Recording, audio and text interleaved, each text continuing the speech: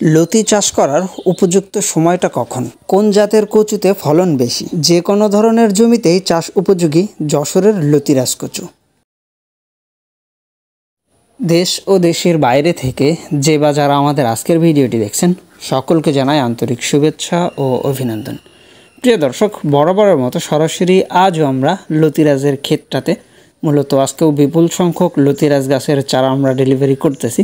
তা আসলে বর্তমান সময়টা লতি চাষের জন্য অত্যন্ত উপযোগী, কারণ প্রত্যেকটা জমি বর্তমানে ভিজা অর্থাৎ নরম অবস্থাতে আছে।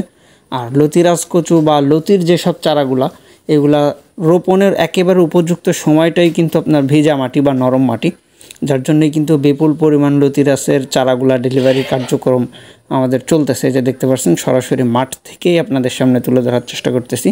আর এই যে দেখেন মূলত চারাগুলা রোপণ করতে হবে কিভাবে সেটা আপনাদেরকে দেখাই দিই। এই যে একেবারেই যেন আপনার প্রত্যেকটা লাইন এভাবে সোজা হয়, ঠিক সেভাবে আপনি গাছগুলা রোপণ করবেন।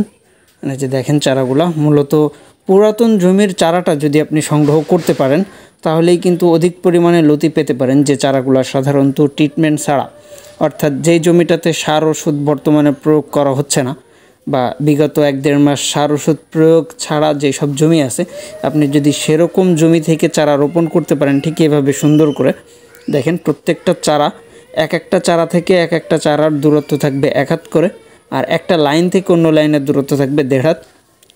এভাবেই কিন্তু আপনাকে চারাটা রোপণ করতে হবে।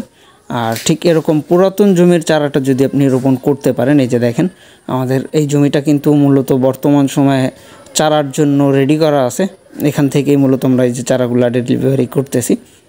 বিপুল সংখ্যক চারা আমরা প্রতিনিয়ত সারা বাংলাদেশে ডেলিভারি হচ্ছে, আর এটা মূলত আমরা সুন্দরবন কুরিয়ারের মাধ্যমে ডেলিভারি করে থাকি। সুতরাং অনেকে আছে যারা নতুনভাবে চাষে আসতে যাচ্ছে বা চাষের ফলন সম্পর্কে জানতে চান। এই যে দেখেন প্রত্যেকটা গাছের গোড়াতে কী পরিমাণে লতি।